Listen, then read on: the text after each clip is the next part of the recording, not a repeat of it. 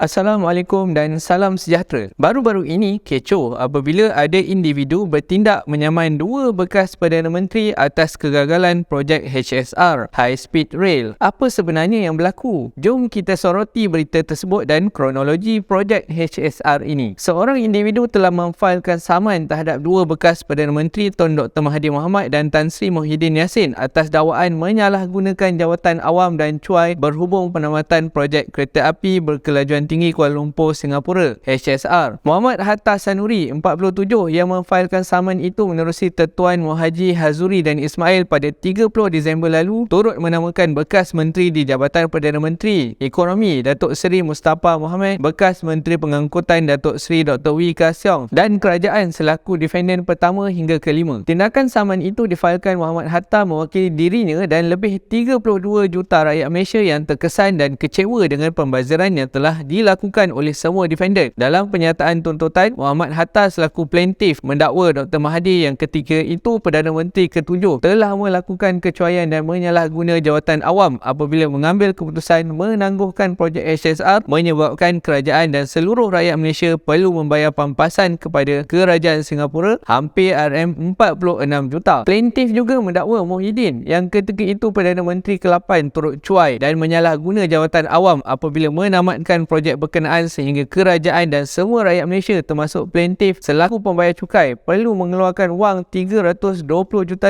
sebagai pampasan pembatalan perjanjian dua hala antara Malaysia dan Singapura yang dipersetujui. Dakwa plaintiff Mustafa yang bertanggungjawab dalam menguruskan projek itu telah melakukan kecuaian ketika menangguhkan projek berkenaan sehingga menyebabkan wang negara perlu dikeluarkan sebanyak RM46 juta. Selain itu, Muhammad Hatta mendakwa Wee juga cuai semasa menguruskan projek itu yang juga pengangkutan awam bagi rakyat Malaysia sehingga mendatangkan kesusahan dan kerugian berjumlah RM46 juta dan RM320 juta kepada rakyat Malaysia sekaligus menafikan hak rakyat untuk menikmati sistem pengangkutan kelas pertama di peringkat antarabangsa. Oleh itu, plaintiff antara lain menuntut deklarasi bahawa pembatalan projek yang diumumkan oleh Muhyiddin adalah batal dan tidak sah selain memohon deklarasi ke semua defendant membayar ganti rugi dan pampasan sebanyak RM1 juta kepada setiap rakyat Malaysia termasuk plaintiff kerana telah secara salah dan cuai membatalkan projek HSR. Menurut penawar, pengurusan kes saman itu ditetapkan pada 2 Februari 2023 di hadapan penolong kanan pendaftar Mahkamah Tinggi Nur Syah Hidayah Nur Azhar. Itu adalah kisah berkaitan saman. Zaman sekarang ni memang zaman sama menyaman. Apa yang lebih penting kalau bagi saya adalah apa sebenarnya projek HSR ini dan sejauh mana dia berperanan meningkatkan atau memajukan ekonomi negara. Saya ni tinggal ke Aikro. Waktu projek HSR dah diumumkan, apa yang saya tahu salah satu stesyennya akan ditempatkan di Aikro. Saya excited lah. Senang nak ulang alik KL Melaka. Senang juga mana tahu nak pergi JB atau Singapura ke. Nilai hartanah setempat yang berdekatan pun mesti akan naik. Tapi itulah, tiba-tiba HSR ini dibatalkan. Macam mana benda tu boleh berlaku? Jom kita lihat kronologi kisah HSR. Tuan-tuan dan puan-puan, mengikut perancangan awal, pelaksanaan projek kereta api berkelajuan tinggi Kuala Lumpur, Singapura HSR disasarkan beroperasi pada 2026. Projek ini akan mempunyai 8 stesen iaitu Bandar Malaysia, Putrajaya, Seremban, Aikro, Muar, Batu Pahat, Iskandar Puteri dan Singapura. Projek itu dijangka menyediakan 3 servis utama iaitu perjalanan secara langsung antara Malaysia dan Singapura, servis domestik di Malaysia dan perkhidmatan shuttle dari Iskandar Puteri, Johor sehingga Singapura. Projek sepanjang 350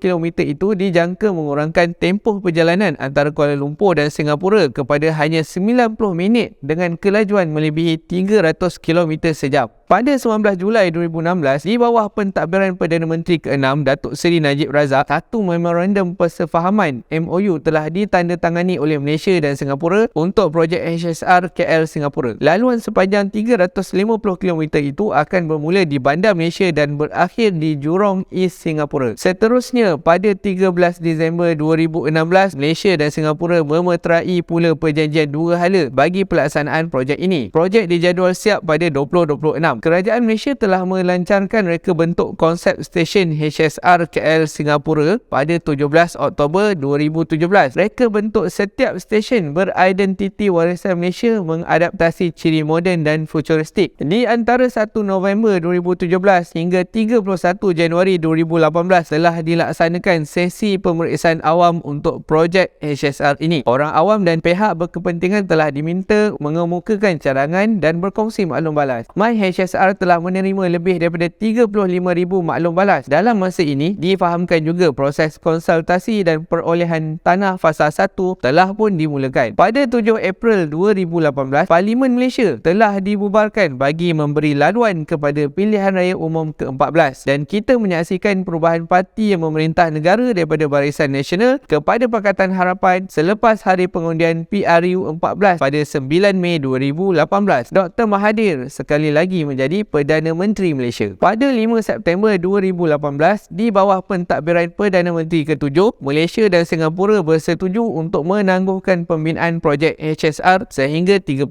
Mei 2020. Mac 2020 menyaksikan sekali lagi berlakunya perubahan tampuk kepimpinan negara apabila Tan Sri Muhyiddin Yassin mengangkat sumpah sebagai Perdana Menteri Malaysia ke-8. Selepas tempoh penangguhan pertama tamat pada 31 Mei, Malaysia dan Singapura sekali lagi bersetuju menangguhkan projek ini sehingga 31 Disember 2020. Malaysia dan Singapura dalam masa yang sama bersetuju menyambung perbincangan dalam tempoh terdekat. 2 Disember 2020, Tan Sri Muhyiddin Yassin mengadakan perbincangan secara maya bersama Lee Hsien Loong, Perdana Menteri Singapura. Malaysia dan Singapura berazam akan meneruskan perbincangan dan berusaha untuk mencapai persetujuan bagi manfaat kedua-dua negara. Namun demikian, pada 1 Januari 2021, Malaysia dan Singapura telah mengumumkan penamatan projek HSR sejauh 350 km tersebut kerana kedua-dua negara gagal mencapai persetujuan mengenai perubahan yang dicadangkan oleh Malaysia sebelum perjanjian projek itu luput pada 31 Disember 2020. Sehubungan itu, Malaysia telah membayar 102.8 juta Sing dolar bersamaan 320.27 juta ringgit Malaysia kepada Singapura untuk kos yang ditanggung bagi pembangunan projek HSR dan berkaitan dengan pelanjutan penggantungannya. Entah siapa yang salah, ku tak tahu. Baiklah, sampai di sini sahaja kronologi projek HSR yang saya dapat bawakan kepada anda. Diharapkan pada masa hadapan tidak ada lagi kebocoran seperti ini berlaku di negara yang kita cintai ini. Semoga apa yang berlaku ini dijadikan pengajaran buat kita semua, terutama para pemimpin yang diberikan amanah untuk mentadbir bumi bertuah ini. Sebagai rakyat pun, kita pun perlu memainkan peranan kita. Janganlah asyik segala pemimpin yang naik kita tak nak berpuas hati dan kita sebaliknya hendak mindset rebel semata-mata. Jika anda suka video saya, pastikan anda tekan butang subscribe dan loceng kat bawah tu agar anda tak terlepas video-video menarik dari saya di masa akan datang. Jumpa lagi. Assalamualaikum.